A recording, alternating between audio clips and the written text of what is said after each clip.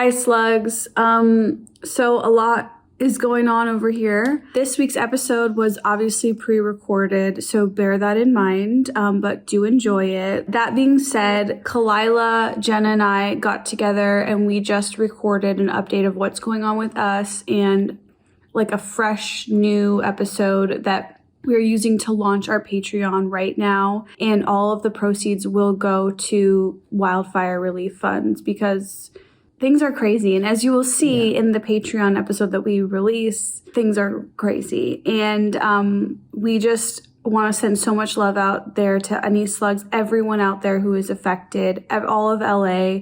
And we're thinking of you. And we're currently safe. And we hope that you are too. And we love you guys. And the Patreon info is below. And remember that all the proceeds from that will be going to Wildfire Relief Fund, which Khalyla's going to pick the one because she knows way more about what's going on right now, which you'll see why. Yeah. And so I can't name the exact fund because I don't know because I'm stupid. But we love you guys. Stay safe. And thank you for your support of our show and of the world. Hi, slugs. Well, there's my camera. Welcome back. We've got Rachel Bloom here today and filling in for Khalyla, Jules, and Jenna, the double J's. Rachel, hi. Hi. It's been like, have I seen you since COVID? I don't even know. Sorry to say the C word. I know that's like so lame. Is that a thing? I don't know. I mean, I just put out a special that's all about COVID. So it's so good. I hope it's not like everyone wants to forget it. It's not lame. It's just lame because Esther said it. I saw it. Did you come to any of the reboot stuff? Oh yeah, that's right. We were on a show together. Reboot. Oh, you were literally on Reboot. And then did you come to any of the events? No, I definitely didn't do that. Okay. I have a weird, I implemented a weird no event policy at one point, 4 years ago. Love it. But now I'm realizing that's actually just makes you a shitty person. Then but not only to the outside world, but to yourself. Cause then you're just at home all the time. That's not good for anybody. I think it depends what your goal is. I mean, I think Wait, I just asked you this because I'm not sure if I'm making it up or not. Yeah. Did you get a breast reduction? Yes. Okay. We're on a text chain together. We're on a pretty active text chain, but it's with 15 other people. I get really overwhelmed by every text chain on my phone. I think that you are more of a lurker on the text chain, yes, which we've discussed, which is fine. Yes. Do you read it? Or or is it too much? Here and there, Yeah. I'll check in. Sure. I'll stop by. Sure. But the reason I'll give you a rundown after this of what's going on in everyone's lives. That would be great. With a lot of the cast of Crazy Ex-Girlfriends. That would be great. Yeah. But the reason I ask is because you were adjusting your mic. Yeah. And your boobs were My in the tits way. got in the way, yeah. And I was like, that can't be happening if she got a breast reduction, so maybe I'm making it up. No, you're not. So when I got pregnant, and especially after I gave birth, and I don't know if this was because of breastfeeding or just body changes, I've always had I've been through a whole hormone journey also the past year that I'm happy to talk about. I'm gonna need to know everything. I will tell you. I love talking about this. So I've always had really sensitive, my breasts have always been really sensitive to any hormonal changes going on. I have something where basically the second I went on birth control, I went from a C to a double D because I have very naturally low estrogen. So they're very sensitive. Anyway, I got pregnant, started breastfeeding. I went from where I was at, which is a triple D, to a G, and also a low G. And I have no waist. My waist ends here. So my boobs were down to my belly button. And so after I stopped breastfeeding, I was like, I can't live like this. This is not the way. I had to sleep with a pillow in between them because they slap separating against each other like a man's sweaty balls, I guess, is what guys go through sometimes, where their balls stick together, maybe. I don't know. Yeah, that's why you see them doing this thing all the time. Yeah, that's why they're always going boop, yeah. boop. I wouldn't. I'm a virgin, so I wouldn't make it. So I got a reduction. I went to this great place where they were like, where do you want to go? And I was like, just put me back to where I was. Because you're the face of heavy boobs. I'm the face of heavy. I was like, I have big tits. That's who I am. So they And we love did, it. to their credit, put me back exactly where I was, which was like, I want to say like double D. So it was a reduction, but also like a lift, because I don't know if you've experienced this, but after you're pregnant and you breastfeed, all of the kind of buoyancy in your breasts goes away and it turns into like where thin once skin. was Jello is now just pure water balloon, but like saggy water balloon. And that's just what happens. And because it was a G and low on me, I was like, I can't live like this. So anyway, they put me back to where I was. And then I'm on like a hormone patch now because I was having a lot of problems with like having to pee all the time, which is actually related to my low estrogen. I was going to say. So I went on a hormone patch, which has been wonderful. Tell us. It made my boobs swell.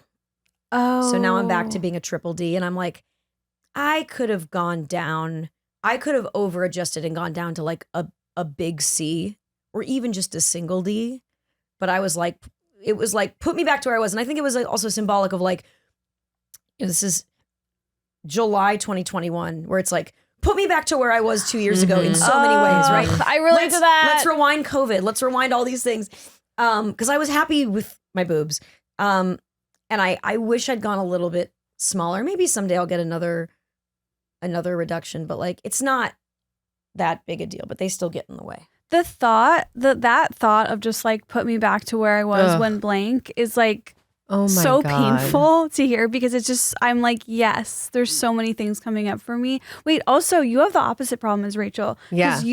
We went to college together and she was like a double D, to the point where we'd be sitting in class and we'd be like, can I just see them? Like they're She so would ask cool. to see them. Nothing. I mean, I have And then like she ribs. went now. flat chested on me. Whoa. And now do you I think just that is? now I just Well, have to be her friend. I know what it is. What is it? I mean, we can also She's still talk asked to about it. touch. I have PCOS, so my progesterone is super, super low, like non-existent, and my testosterone is through the roof. Oh my gosh, we're like Yeah. basically opposite, because I'm on a testosterone gel now too, because my testosterone was so low. Wow. Do you know why that happens? This hormone stuff is, and they don't, and my doctor, she's like a generation past like the first person who started studying this. It's such new. I don't know if you've had this experience. It's such new science. Yeah. They're still figuring out a lot of things with And hormones. they're still giving you the tips and solutions for what they don't understand and for what they used to say 10 years ago when I was in college. Like, we should probably just go on metformin, and metformin's like the newer thing. I'm like, that's still trash. Jules, how are you feeling about this conversation of yeah. us old women talking about hormones? Oh, you're really young. I'm 23, so I had these problems when I was 23 though. Oh, okay. I think I'm normal. I have To her, if we could like a cartoon zoom in on what you were seeing, we'd all be like these withered old gremlins just being like, yeah, join us someday. yeah. I think I'm normal. I haven't really experienced any of that. Good for you. That's awesome. I'm so happy Yeah. for you. But I took a contraceptive. No, not the circle. Morning after pill? No, not the birth control birth pill. control. Birth control. The circle. Yeah. You just put in your Oh, the vagina. ring. Oh, the ring. I hated that. That made me turn into a different gremlin like kind us. of person. Yeah. Yeah. I was like crying every day. That was crazy. Because the thing is, if you're not lacking the hormones that the thing is adding to you, or lacking the hormones that a birth control pill is adding to you, it's still going to throw you off balance, right? Yeah. Like The how only she was thing saying, is that she has lower estrogen, I have lower progesterone. So if we're getting a pill that's giving us everything that we don't need, and all the pill when does I is was shut in down high your school, I ovaries. was on the pill, and it did really clear up my acne and made my boobs bigger. And it was kind of a great period for me junior year. Like that was really fun. Go back on it. No, I would stop hearing about everything then. I'm still on. So I'm on a progesterone only pill. My mind has been blown. Have you ever heard of of the vestibule? No. Okay, I'd never had either, and I consider myself to be like Reddit gynecologist level. Same. Okay, I The consider skin you my air- Reddit gynecologist. It's the biggest honor I could ever hear. Okay, when you spread your inner labia and you have your vagina and your urethra, the skin around that's called your vestibule, because it's What? like an entryway. Yeah. And if that tissue is like inflamed or like not great, it can affect like your bladder.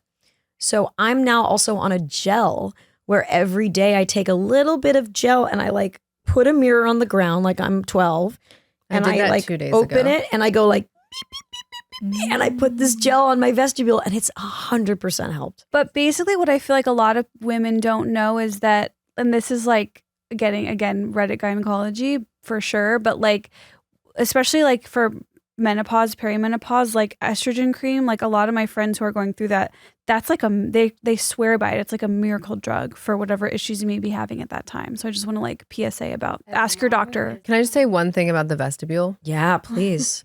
2 days ago, I did that thing where I had this mirror and I'm like, oh, because something felt off. Yeah. And so I put it on the floor. It's like a makeup mirror that has the magnifying option. Oh, I could never. And I spread Yeah. and there was toilet paper on my vestibule. There you go. Oh my. But that's what it was because it wasn't fully inside and it wasn't on the And it's like scratchy. labia. Yeah. That's it. Have you given yourself like a close look since you've given birth? I can't talk about that. Okay. It's hard. Yep. She's asked me to give a close look though. Yeah. Give a close look, a close whiff. Yeah. You know, whatever you're willing She did to ask do me as a this friend. morning if I was willing to smell. just checking you're I'm willing. comfortable. You don't want to see it? No, I have It's- looked. It's actually fine. It's just like I have a lot of anxiety around female health right now. Yeah. And so it's all just like scary. Like I do. Yeah. Which I think Yeah. makes sense like 8 months after giving birth. It's just Yeah. all Yeah. I have a lot of issues. Yeah, your body your body's been through war. Yeah. Yeah. Are you like and it's okay if this is not something you want to talk about, but like are you only having one? Like is that Yeah, I think that's where we're at. I was just talking about this to my husband even before. So I in my special, it's all about basically on Netflix? on Netflix. I gave birth in late March 2020 Yeah. here, and then Adam Schlesinger, my songwriting partner, died of COVID like exactly a week after she was born. So, and then we were isolated from society having a Ugh, newborn. I just got the basically. chills. That was Yeah, such a me like too. shocking, insane. It was thing. awful, and I found out he was sick the night I gave birth. So like I didn't even know he was sick. So it I happened also- very quickly. I still remember getting. I still Oh, remember that getting gave a me text chills, update too. from you. Yeah, That was like he's doing really great. Like everyone says he's looking good. It's Yep. like I remember that, and then the next thing was like no. yeah. The day before they said things were really improving, and that was the day that like news had leaked that he had it, that he was sick, and so people were almost like pre-grieving, and I was like, whoa, like no, his vitals are actually looking better today, and then no, it was not. But anyway, so that first year of having a newborn was like, it was really hard. We were isolated from society, basically. Like we could only see people like kind of outdoors 12 feet away. Our house was like kind of crumbling from beneath. Like the people who'd sold us our house kind of skimped on a lot of things, including they faked our earthquake proofing. So first of all, we got rats because our house was an open construction site. Mm-hmm. So one day we found rat poop in the nursery. That's and we're horrific. like, oh God. Because there was this thing of like rats can like smell the milk and like eat a baby's face or something. I don't know. Oh my God. It's just the most horrifying The thing. king rat. So we had rat. The rat king thing is so interesting. So we had rats, and then they opened up a wall, and in there was an old beehive from like 50 years ago. So there weren't bees yet. There weren't bees. But here's the thing about bees. They have great senses of smell. So it's basically if they smell that there's an abandoned beehive, it's like, oh my gosh, free real estate. So we had, plague, rats, bees, and it was and in relative isolation, and then our air conditioning stopped working Oh, that's cool. during that heat wave, and then the air was bad because of the fires, remember? Yes. So, plague, bees, rats, heat, fire, air. So all that to say is it was a really traumatic time, and we were one and done, I think, even when I was pregnant, like, oh, I think we'll do this once.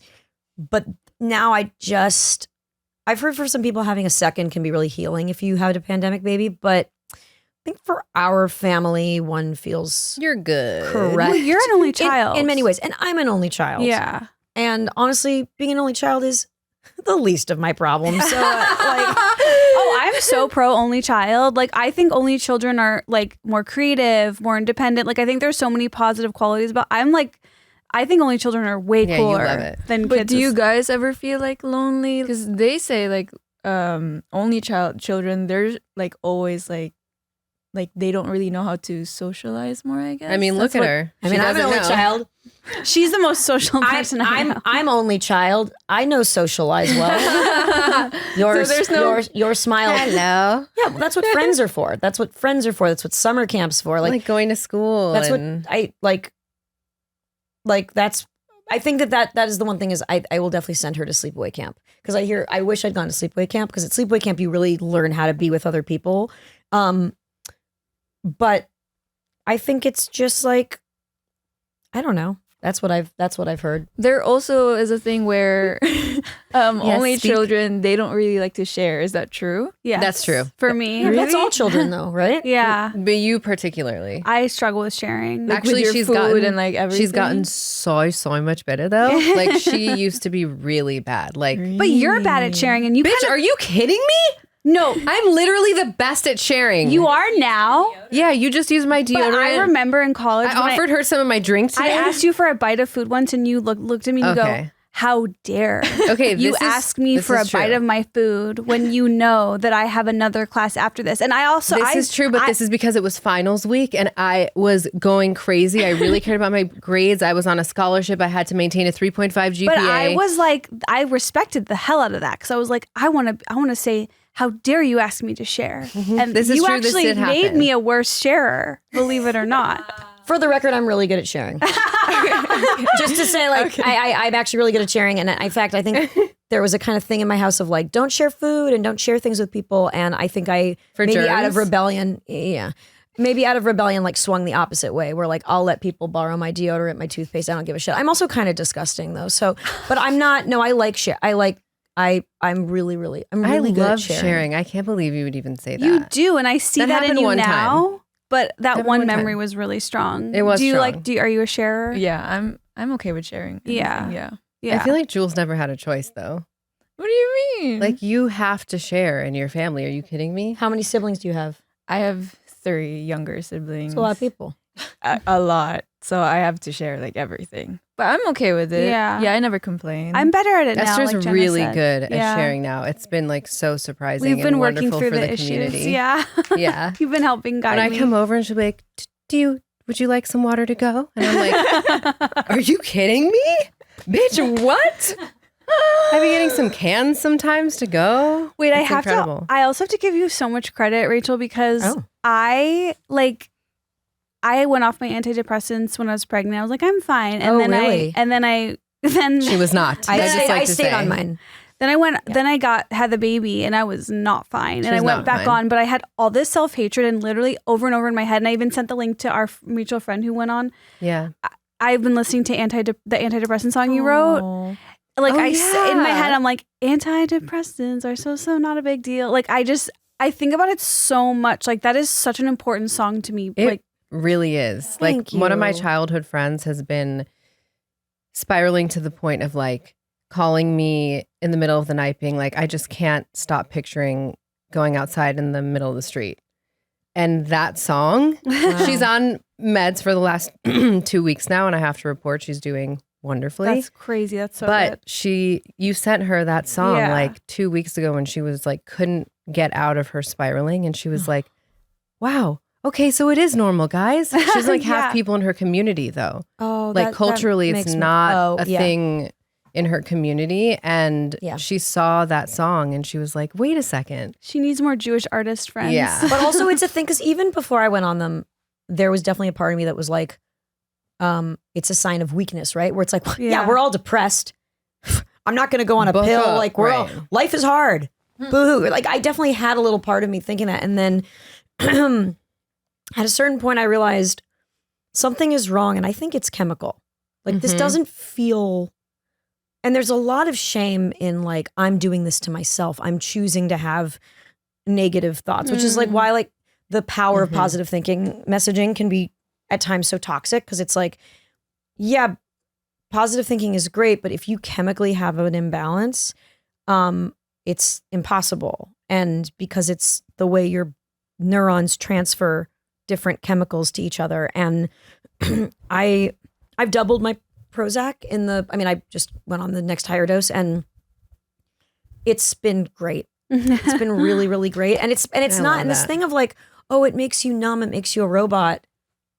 I think if you're over medicated, yeah, but if you're on a dose, it just makes me, the lows aren't as low. And also like my intrusive thoughts and my anxiety and my OCD is just so, all it does is support what I'm learning in therapy and all of the skills that I'm learning in therapy. And so the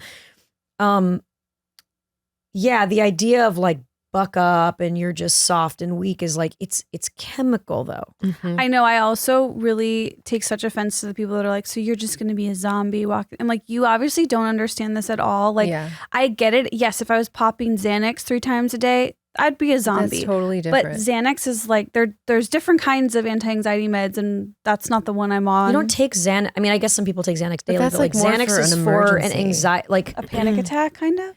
It's for anxiety moments. I mean, Xanax has been very helpful to me in like, the in case of emergency break glass moments. Like, but I mean, when I first went on Prozac, I asked my psychiatrist, I was like, I can't tell if it's working. Like, I didn't feel that different. It was only realizing, and a lot of it was also in hormonal stuff, but realizing without Prozac, oh, wait, for about a week out of the month, like I go to a really dark place, and it was realizing the absence of that darkness, being like, oh, I didn't have my sulfate depressive spiral this month.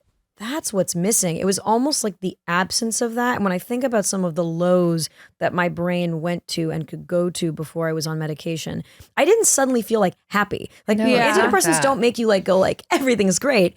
It replenishes the serotonin in your brain so that you're like, oh, like you're just steadier. It feels like it just makes me more resilient. That's how it feels. To what you said about it supporting therapy, that's what I told, what you're learning in therapy. That's what I told her this morning, actually, because she was like, it's been 2 weeks and I finally feel like I can take a breath, like I can get through the day, like I'm okay. But she said, but I'm still anxious and I'm still having these.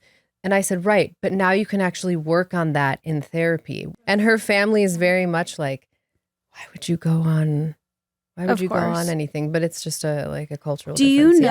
you know what your like diagnosis is of like what's your, because I heard you mention OCD. I mean, in middle school, I definitely had OCD. I was in this really, really bad pattern of basically, and I still have this to a certain extent, but basically starting at age 9, and I think it's like a puberty thing. I think it was hormonal. I started to have guilty thoughts, and they would consume me. And the only way I could kind of purge myself was to confess these guilty thoughts to someone. And I wasn't raised religious or anything. So this is like my own brain doing something. And that's literally obsessive compulsive. I had an obsession, and then I had a compulsion to confess. And it felt like relieving the air out of a, I don't know, like there was pressure, right? It felt like, or like when you go on an airplane and there's like pressure in a water bottle. It felt like for a moment that pressure being released when I would confess. And then anywhere from 20 minutes to a day later, another thought would creep in. Whoa. And the thing that I'm still working on, because my intrusive thoughts are better, but they still happen and I still have this compulsiveness a little, is like to not engage the thought. Like to not even like the thought's there, but like I don't need to solve it. What I try to do is I always try to solve it. Yes. Because it's your brain. Like my therapist has a great thing where she talks about holes in the fence, where she's like, you've built a fence around your life to protect yourself. Your brain is always looking for holes in that protective fence. Oh my God. And that's what anxiety is. And she's like, but some of those holes aren't real. And also, Bitch. and Am also I your like, therapist? and also trying to patch the holes kind of won't even fix it. Like there are some holes that actually are more a problem if you think about them and try to solve them. And this is still a muscle that I work on. And like, I was just having some like intrusive thought stuff in the past couple of weeks. And then I got my period. And now, as of yesterday, it's suddenly so much easier to not engage in It's thoughts. so real. I mean, Because I'd been like, my schedule, I get really fucked up when I travel, and I hadn't been traveling, but my sleep schedule got messed up. Like I still have a really sensitive system. But it was like, I got my period, and now it's easier for me to do the cognitive behavioral therapy stuff of like, nope, don't engage. It's called like thought stopping. Yeah. Mhm. Okay, that's what Do you have a therapist? Yeah, and I'm working on thought stopping too, and like also we were just talking about for like OCD stuff, like maybe this is for anxiety, but like antidote, like basically if I have a thought that's like I'm a bad mom or I, whatever it is, then to like take action to do something that proves that you're not that. Yeah. Because I have a lot of what you're talking about too, the holes in the fence is so real for me. And like my therapist is sort of, I feel like her gently nudging me to realize like there's always going to be holes in my fence. Yeah. Like, and I'm the kind of person where I'm like, if I just patch this hole, then, but it's. then you make it your job of your entire life is just like, where can I find another hole to patch? Where can I find another hole to Yeah. patch? It's your brain in survival mode. Like it is your brain. Like your brain is like, oh, there's a lion in the bushes. It's like a primal part of you, Yeah, but it's like- it's like not true. So the only thing that works for me is stop. Yeah. Stop. And like the only place that is safe for me questioning is like in therapy. For some reason, my brain has adjusted itself to be like, okay, in therapy, I can go to like the worst catastrophic places, but like I can't do it on my own. But I think for a lot of people, the questioning and the proving to yourself really helps. It's just for me, You're saying it doesn't work for you. because I don't trust. The second I give an argument, I'm gonna then give a counter argument. Yeah, you would be a good lawyer if you had gone to law Against school, yourself. which is what I'm sure all your Jewish relatives say to you. You would have been such a good lawyer. You know what? I My didn't dad have, tells me that all the time. despite what we did on Crazy Ex-Girlfriend, I didn't have that type of upbringing in a lovely way. I grew up here, but also I was raised pretty separate from the like East Coast. You have to be a doctor or a lawyer. Yeah, which is so weird Pressure. because you have such East Coast Jew energy. I know. You always have had that. My dad's from Boston, and my grandfather, who I spent a lot of time with, was from Brooklyn. So there's that energy, obviously.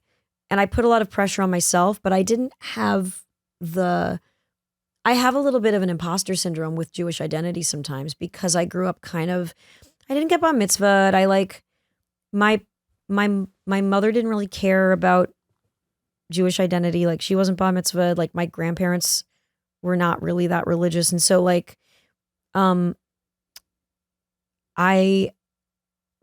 even though I'm full Jewish, and like am I Jewish enough? And like, when am I taking on an identity that isn't really my truth? It's like stuff I think about. I never feel that. I know she's half And Jewish by her mom is. She's Like I'm I was bat mitzvahed, but no one ever thinks I'm Jewish or. I'm half. So I'm by many accounts would not be And it's considered. your dad is Jewish, right? Yeah, but by Reformed, like I've asked a Reform rabbi, and he said you count to us, but. I actually feel such a strong Jewish identity because my dad had the bigger personality in the household. I grew up in an extremely Jewish community. So I like never even question it at all. It's so funny to hear you say that you It's not like I question my identity. I've always known I'm Jewish. Yeah. It's that, what does that mean? And I think a lot of the stereotypical things around being Jewish, some of them, like, if anything else, like all Jews talk like this. They're all from Brooklyn. Like that's not my experience. I don't have the like, you gotta be a doctor. You gotta marry a Jewish boy. Like that actually, That's just like East Coast, That's which like- is so different. which is actually like, I Cultural. think dealing more with like stereotypes in the Yeah. media. And I think because I didn't go to I quit Hebrew school when I was like 10. I'm actually right now in the process of figuring out what does being Jewish mean to me? Mm. And Gregor, my husband, opposite, was raised like going to a Jewish school, like yeshiva, until he was like 13. Wow. Grew up conservative, keeping kosher. And so also I think in light of that, and we've been together for 16 years. So in light of that, it's caused me to be like, okay, well, what does this mean what does my identity mean to me? And what does it mean to my daughter? Because it's also weird. It's cultural. It's medical. It's racial. It's medical. Like I'm sorry. Like, you know, when you it's get on 23 Definitely and when medical. when you get pregnant, I get pregnant. Your doctor basically goes, give her the Jew tests because there's a bunch of genetic disorders because there was a bottleneck like something like 800 years ago or something. And basically there were like 300 Jews left in the world or something like that. I don't know. I'm a Reddit scholar on this. So I'm still like, I don't know. There's a lot of stuff I'm like in process with and also I like to say I'm a practical atheist, theoretical agnostic, which means that like I don't live my life with spirituality or God being a part of it. Yeah. So that like, so I'm not religious. Like I don't believe that there's a God and that God wrote the Bible. So that's not part of me. Same. You don't either. Yeah, that stuff's crazy. Like, and in fact, like certain like Jewish things I've gone to where it's like, God can mean many things, where it's almost like trying to like reappropriate God to be more modern. I don't connect with that because I don't believe there's a God. Yeah. I much more connect to actually like, let's just say the things that have been said for thousands of years because there's something very profound in ritual for ritual's sake. Yeah, I totally And nature get to is that. powerful. Like nature is life creation. That is, to me, it's wild. everything. Like, I don't know. We haven't Like, you can found actually evidence for see life. that. Like, what if we're the only life in the entire universe? We're Look. probably not, but that's wild. God is just dog spelled backwards. Well, So that I believe. New year, new budget. Whether it's groceries, home essentials, or a weekend getaway, make sure you're getting cash back on every purchase when you use Ibotta. Ibotta is a free app that lets you earn cash back every time you shop. You can earn on hundreds of items from groceries to toys to tech. Jenna, get over here. What? The average Ibotta user earns $256 per year. That could help pay off some expenses, be put towards a vacation. Wait, bitch, I did not know this. I'm dead serious. I know. We're getting it today. Finish me. Join over 50 million smart shoppers who use Ibotta to earn cash back on everyday purchases. Right now, Ibotta is offering our listeners $5 just for trying Ibotta by using the code Trash Tuesday when you register. Just go to the App Store or Google Play Store and download the free Ibotta app to start earning cash back and use code Trash Tuesday. That's IBOTTA in the Google Play or App Store and use code Trash Tuesday. If you've ever wanted to bet on sports but didn't know how to, Jenna, I have no idea how to. I totally get it. How do you get started? How do you place a bet? My friends at DraftKings Sportsbook, an official sports betting partner of the NFL, are making it easier than ever. The NFL postseason is the perfect time to get started. Go to the DraftKings Sportsbook app and select a sport like NFL. Select an option like TD Scorers. Pick who you think will score and place your bet. And to make it even easier, new DraftKings customers can bet $5 to get $200 in bonus bets instantly. That's right, Ace. Download the DraftKings Sportsbook app and use code TRASH. That's code TRASH for new customers to get $200 in bonus bets when you bet just $5 only on DraftKings. The crown is yours. Better act for you. Gambling problem? Call 1-800-GAMBLER. In New York, call 877-78-HOPE-NY or text HOPE-NY 467-369. In Connecticut, help is available for problem gambling. Call 888-789-7777 or visit ccpg.org. Please play responsibly on behalf of Boot Hill Casino and Resort, Kansas. 21 plus and age and eligibility varies by jurisdiction. Vote in Ontario. New customers only. Bonus bets expire 168 hours after issuance. For additional terms, a responsible gaming source, ctkng.co/audio. Where's my breakfast? Wait, Jules, I want to check in with you. How are you feeling? She's been sleeping this How whole are time, you so she's feeling feeling great. I'm sorry, this is a lot. about No, it's okay. I as like a- listening. about like all of our depression, anxiety, and brain OCD stuff. Like, do you? I wanted to ask you about, you said that instead of thought questioning it for like intrusive thoughts, you just say like you just Thought stop stopping. it? Like I'm trying to solve a problem right now that actually won't be solved by me trying to solve it. In fact, it'll make it worse. Hmm. I see. So you just You just say like stop. Like, yeah, that's what I like kind of do. I just go stop and then I just try to like breathe and just be as present as I can. It's almost like I do my best to not form the worry into words in my brain. Okay. That's the second that it fucks me. And it's a really hard to muscle. do. Like she said, like it's not, obviously it's not easy if you just do it once, but you do it multiple times. For me, I have a visual with the stopping. So I picture like a paintbrush, swiping it off, or a door. Does it really Does work? it work? The two young kids were the same age. I think for me it does. Obviously it depends on how bad it is. I have like my medical trauma is like the worst of it all. But like, especially when I'm going to bed, I picture the door closing. So every other thought that comes in, I just close. And it's not like, no, like denying it, but it's, I guess it is in a sense. It's just like, nope. I'm not aggressive with it. I don't like waste a lot of energy. It's just like, nope, next. And eventually it's like, you have something to do. Like you were saying, be mindful, be thoughtful, take a breath, be in your body. I know it sounds a little woo woo, but when you actually put it to work, it woo woo works. It's just, in case you feel like a snack, we have it. You don't have to have it. No, I'll always eat a banana. Also, potassium. I was about to So just open great. it. I just wanted to make sure that we didn't eat it as like a prop. It's like a prop. It's like an art project. Like we're playing a game. So These are huge. in your special, Yeah. Death Let Me Do My Special, available on Netflix, what's it nominated for a called? Critics' Choice Award. Yes. Congratulations. Thank you. It's called Death Let Me Do My Special. You talk about you love your dog. Yeah. The same. This is like, can we write a thesis paper on this together? Because Absolutely. This is huge. tell Rachel about what the day before Oh my God. or the day I gave birth. The whole week before. Yeah. So I go over to Esther's. First off, I've been trying to take pictures of her entire pregnancy. She's like, every day is not the right day. So finally I just I text. feel like you posted so many pictures online of you when you were Well, pregnant. because eventually I took like Those 72. were selfies though, mostly. But yeah. oh, you didn't want to do like a glamour, the thing where you're in the desert wearing a white dress. And Oh looking like- God. But the thought The of Pinterest any, page. even not pregnant, the thought of any planned photo shoot, I'm like, today's not the day. Like But I it's just kept never. saying like, I'm going to come over. So then finally I text Dave because he kept being like, dude, I really want photos. I'm like, I know, but she says no and it's up to her, dude. So finally I was like, okay, what if when I come over to hang, I just bring my camera, I bring my film and we just do it. And he's like, do it. We didn't tell you. I know.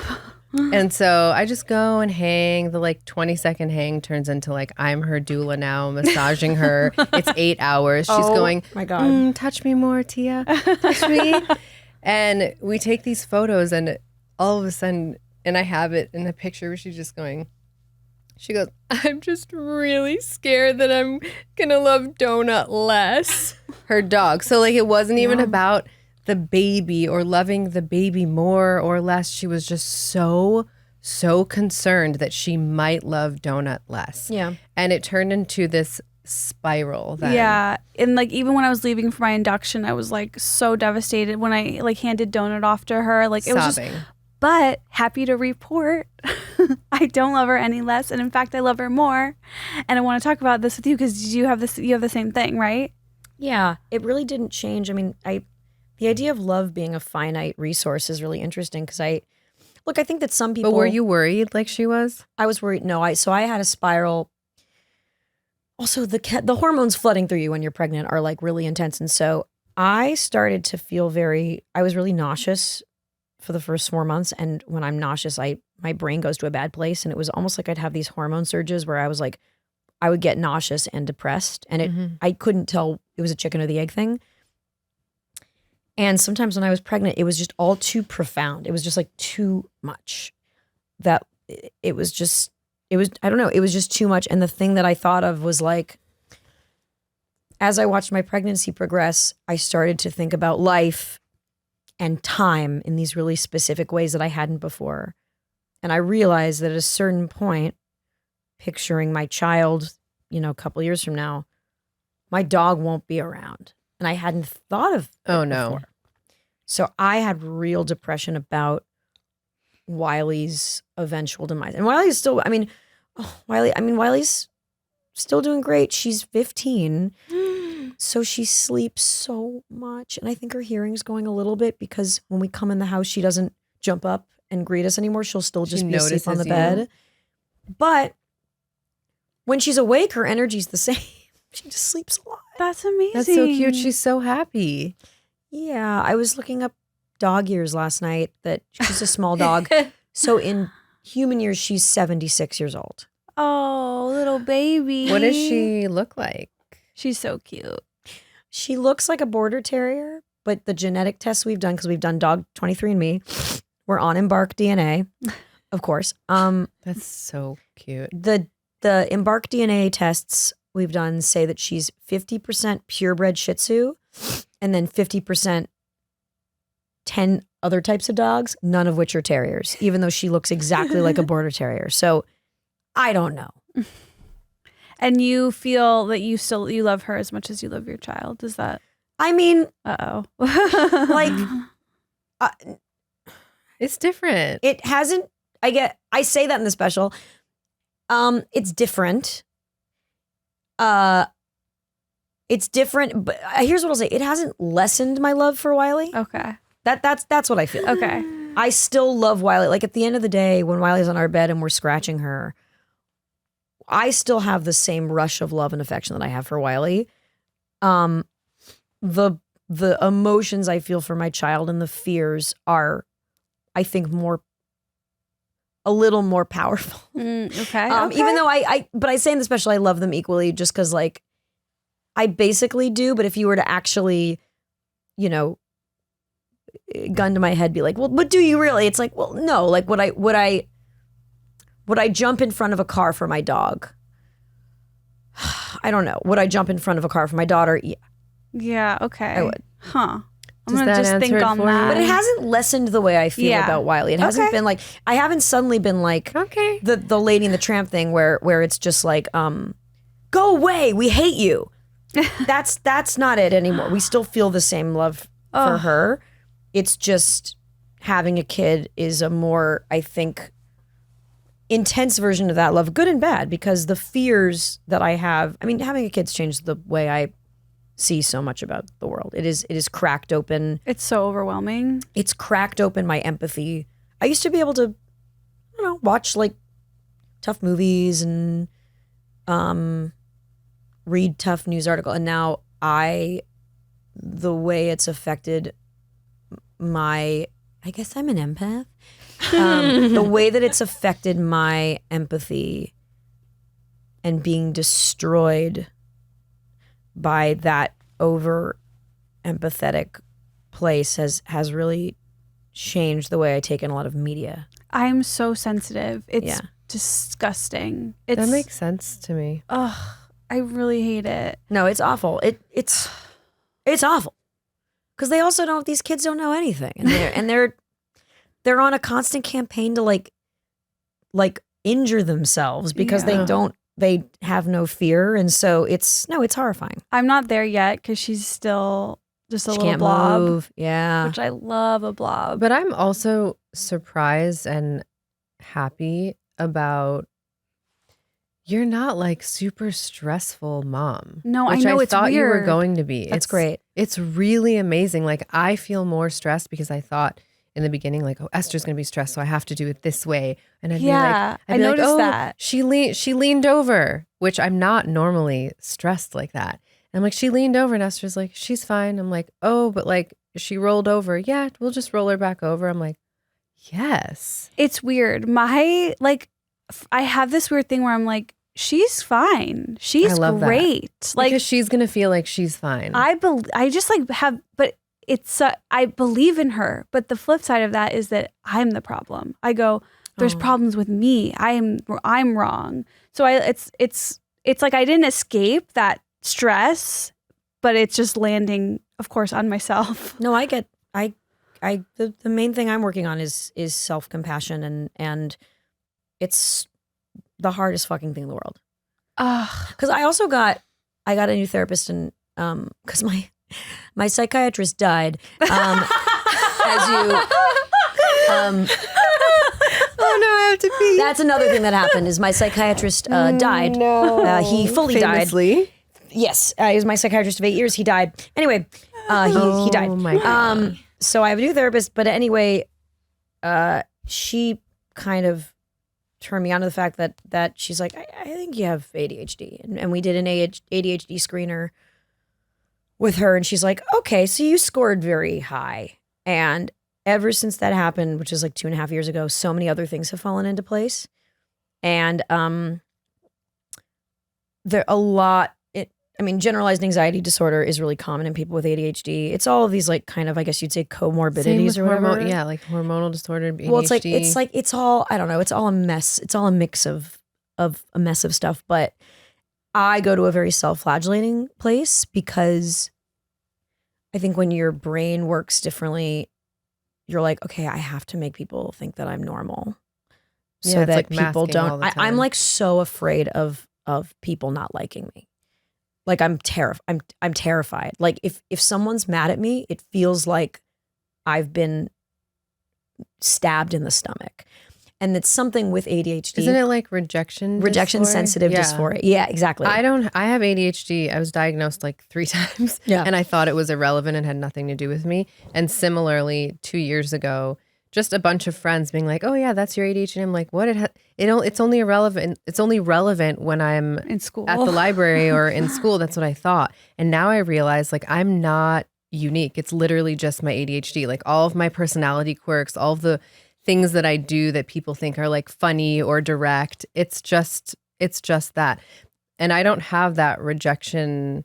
What is it? Rejection something dysphoria? Sensitive dysphoria, yeah. Yeah. That's I like great. love when people reject me. I'm so jealous. One of my best friends has it very intensely, and I didn't know that it was a thing, and she finally explained it to me because we would get into these little tiffs where she would just like shut down, and I'm like, what's going on? I'm really confused because I haven't said anything.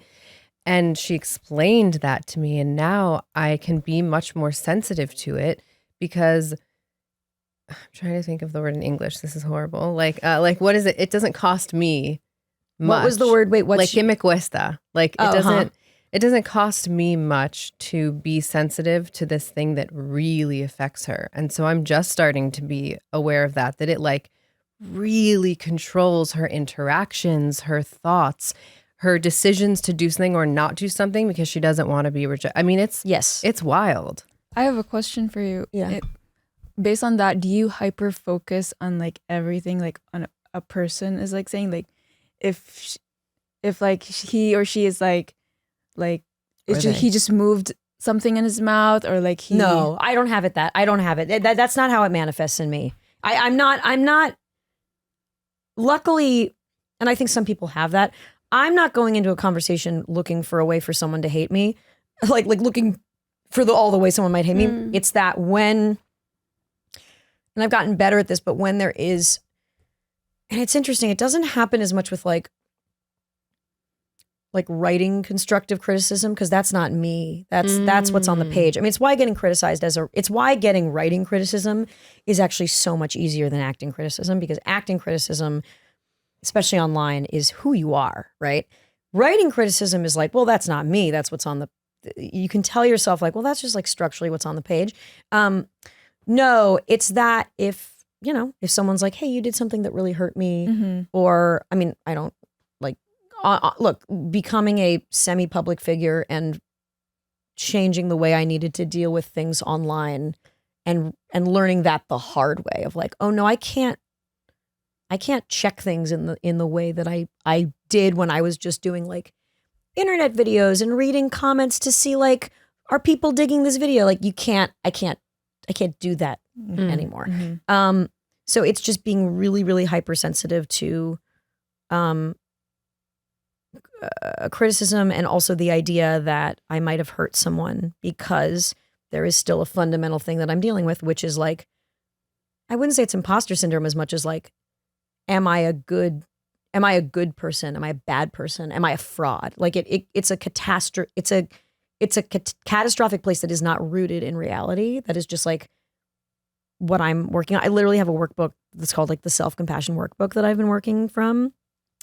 And something that like really, there was this exercise. I'm not doing it as frequently as I should, but I'm doing it before bed sometimes. And there was an exercise where it's like, okay, think about a person in your life that you have uncomplicated feelings towards, who you're just like, they're great. what would you Donut. say? What would you say about them? And it's like, I wish them all the happiness in the world, right? And I actually thought about my friend Betsy, if she's watching this. Oh, She was the first person that came to mind. I was like, I wish Betsy just happiness and good. And it's like, okay, now do that for yourself. Have that same uncomplicated like love and positivity for yourself. And it's so hard. Whoa, that's such a good exercise. It was so really hard. weird because there's a self-hatred that I have and a self-flagellation caused by many things in my life, experiences in addition to like whatever my brain chemistry is that I am like actively still working through.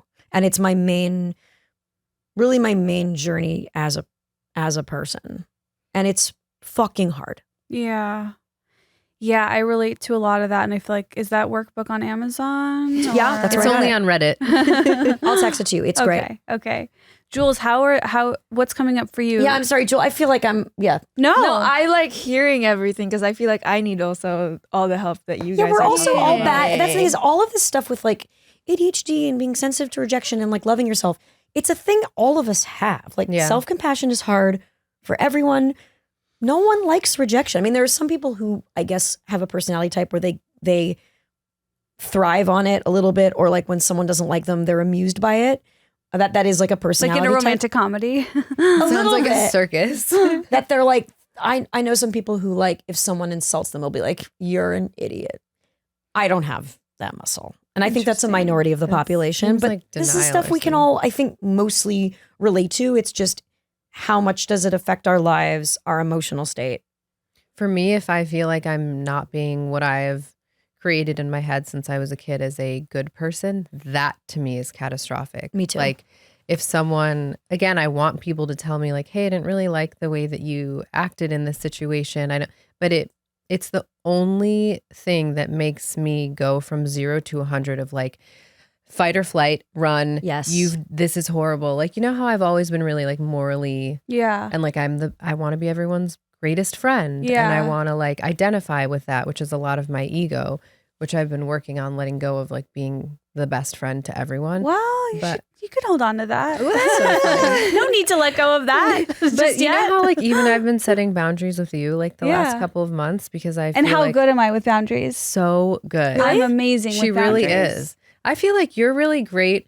Esther is so great when she just knows what the person wants. Like if they're being Yeah. direct with her, I feel like you're very responsive. I think when it gets complicated with anyone, I think too, but when you don't know, it's like, okay, then I'm not going to act the way you want me to act, or I can't It's I can't hard. be better for you because I don't know what you want, versus when I'm just like, hey, so when I come over, I'm not doing that thing and I need to leave in 2 hours because I need to do stuff for myself. She's like, great.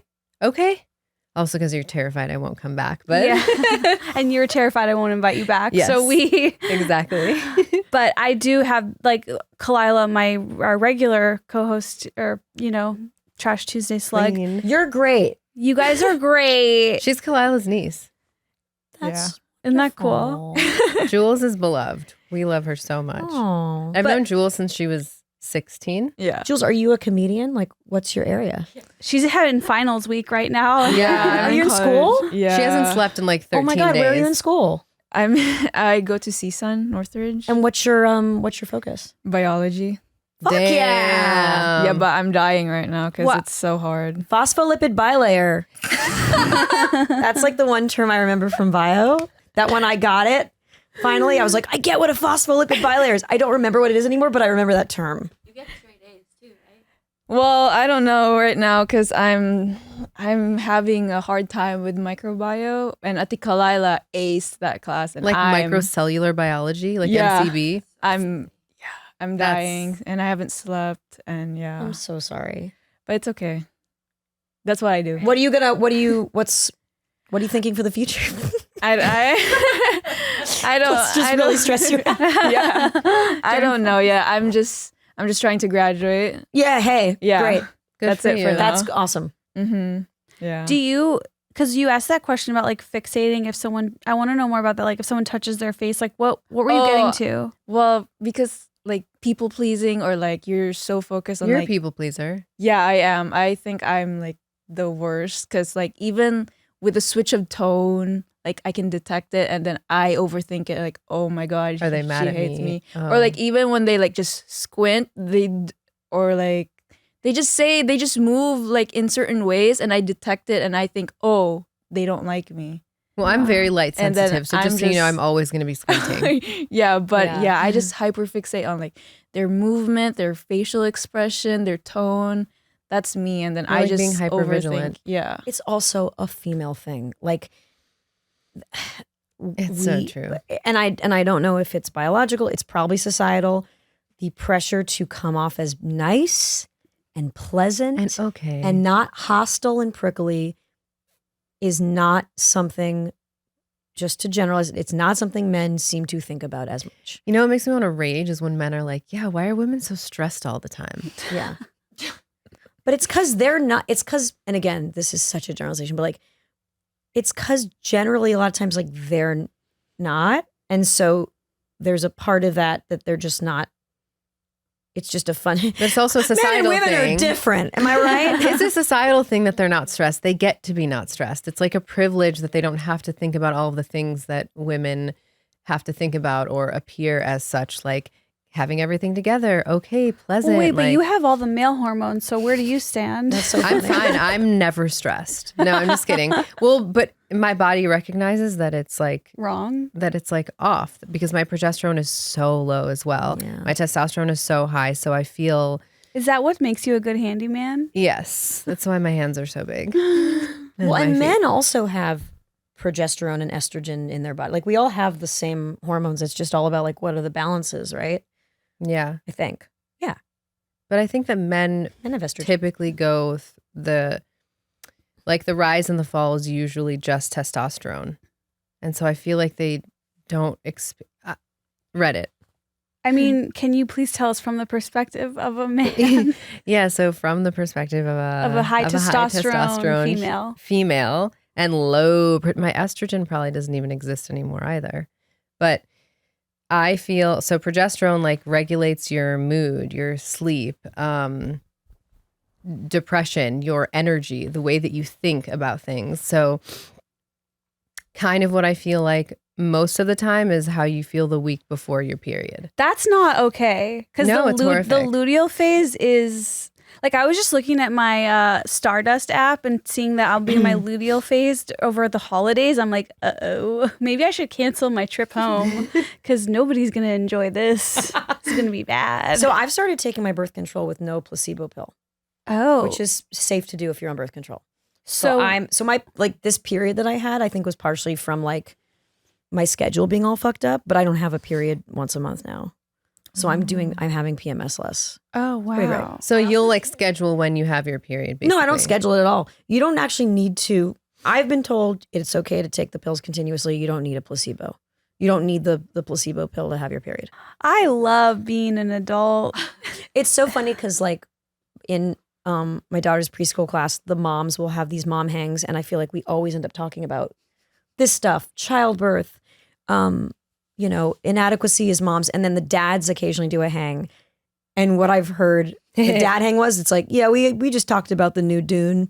Well, that's all men. They don't insane. know anything about their best friends, right? They don't know, like their best friends could be going through a divorce. They have no idea. But it's like women, we spill all the tea. Yes, male immediately. friendships are more of a like, I think activity or hobby based. Like it's like It's like an that's outing. Sports. It's like that's my friend from my basketball league, or that's my. I mean, this is so reductive of men, but I think that generally male friendships thrive Let's on. generalize about men. I know. I'm kind of quoting myself, but I think that's the sense I have is that male friendships tend to be, at least when they start, a little bit more like, let's not get into deep shit, and that like to get into the deep shit, you have to be like really, really, really close friends. But I feel like a lot of women I know will just. Meeting one, they'll be like, Go straight to the vestibule. they'll just be like, I worry about how my pussy smells. Can you smell it for me? Yeah. And one was like, I would love to. And then it's like, yeah. and that's just like a general meeting you take with an executive. I feel like I've had some like general meetings with certain executives where it's like, Is this spot on my nipple normal? it's like, oh my God, can you feel this? Thank you. But that's also what I love about being a woman and what I feel bad for about a lot of men because I Yes. feel like It's it's harder not that for men, them. it's not that men don't have the depth. It's not that they don't have the emotions. I think the way that the only one way that society has done men wrong is that they feel like they constantly cannot emote, and it runs deep, that they have to have it all together, that they don't really want to get into how they're feeling with their friends because it doesn't have to be that serious, and then someone thinks that there's something wrong with you and then that you're being weak. I hate that message, and I do wish that men would open up and consider that, like, sharing and, you know, being more open about their feelings and their vulnerabilities. Like, I guarantee if you try that, there's a really good chance it will be met with love and reception. Yes. And like, Because you're human. yeah. I actually think men are just as, if not more, emotional than women. Which is where being macho comes from. It's like this fake cover up Oh. of it. My husband said it really well, where we were at a party and we watched. There is a energy to little boys that I find like quite. Oh, these little boys have so much. You can feel the testosterone. You can feel Really? there's an energy. There's a slight anger there, and I mean, watching an 8-year-old boy at a piñata, like the look in a little boy's eyes before he's about to hit piñata. My husband has said that's the face of war. That is war. That is something is going on, and that's an emotion. And I think that men almost swing wildly, like there's no in between. That men are either super like chill, and then when they're emotional, they either lash out in anger or they shut the fuck down. Mm-hmm. And we haven't given men a template for how to deal with their emotions. Like some of the, I mean, I'm not really up on like the incel-y red pill stuff, but some of that thing of like, we have underserved men in general as a society to be like, yeah, you're fine. Like, you guys are fine. You're the cause of all the problems. So like, shut the fuck up. That does nothing in helping men how to deal with these often like very, very intense emotional swings Yeah. that they have. Which in turn does nothing to help the women on the planet deal with their emotions and have space to be and to be held. You in know, that I go place. to a weekly women's support group, like a group therapy type thing. And I had a guy friend and I was like, God, he would benefit so much from this. And I'm like, they don't have that at the place I go, at least. I'm like, No. God, I wish that existed because you guys, like, we're all right. Like, men do need the support and the connection. And it is hard, even for us sometimes. Like, I know we're joking, like, show me your pussy, whatever, but like, it can But be it's real. hard. It can be intimidating to like go there deep with a friend. And so that's why like my support group is really helpful. And I just wish that, I don't know, men had that and at least hear the message from us that let it out. And that we love you when you're being gentle and having your emotions and feeling however you're feeling, and it's not weak, which one of my best friends told me last week, a hetero cis male who was raised somewhere else where the community is very like macho. And I was like, wait, he was crying about a very existential, serious life thing, which it's okay even if he's crying about a commercial. And he was like, I'm sorry that you have to see me like this. And I was like, what? See you like what? There's so much shame over emotion that I think women in different ways don't. I think we have shame over seeming difficult, but we don't necessarily have shame over like being sad and emo in the same ways. And like, I've never, I love it when my husband cries. It's one of, Yes. I think it is so open and human and beautiful. And I happen to have a very emotionally available and open husband, and we talk about this stuff a lot, like the difference between men and women, but from what I've observed, even with now that I'm spending a lot more time around little kids, little boys are in a lot of ways just as if not more emotional and just like especially like clingy to their moms than little girls. Also, little boys develop slower. And I feel like there's very little compassion for that. And it's why there's this term red shirting, where some people hold back boys and let them do one more year of preschool because they thrive a lot better when they're maybe older in their class as opposed to younger, because girls just literally develop quicker, like their brains develop quicker. And there's just, I think if I had a boy, you almost have to be more sensitive as a parent to what they're going through, I think. I mean, I think little boys are really interesting and sweet. It's true. And it's in the same way that as a parent, you also have to be more aggressive in letting your girls know that like they can do anything they want. Yes. They can take anything they want in the same way that like little boys know and think inherently that like everything is for them. It's like the way that society is set up really is a detriment to both. It's really like if you're raising a boy, you need to raise him with more girl identified like emotional communication. And if you're raising a girl, you need to bring in some more boy identified emotional communication of like, take your space and girls are funny too. And that's why I dressed my daughter in blue and gave her a boy's name. I think we're out of time, but this has like been so much fun. Rachel, you belong on our show. Come back anytime. This was please. wonderful. I feel very therapized right now. Oh my God, me too. That's great because our therapist is on maternity And leave, we're so we struggling. really needed Oh, this. you have the same therapist? Yeah. That's so funny. Yeah, she needs to Because come I didn't back. want to be Esther's therapist anymore, so I gave her mine. Yeah. Rachel, everyone will check out Death Let Me Do My Special on Netflix, nominated for a Critics' Choice Award. No big deal. And anything else that we should be looking out for? Look out for yourselves. Yes.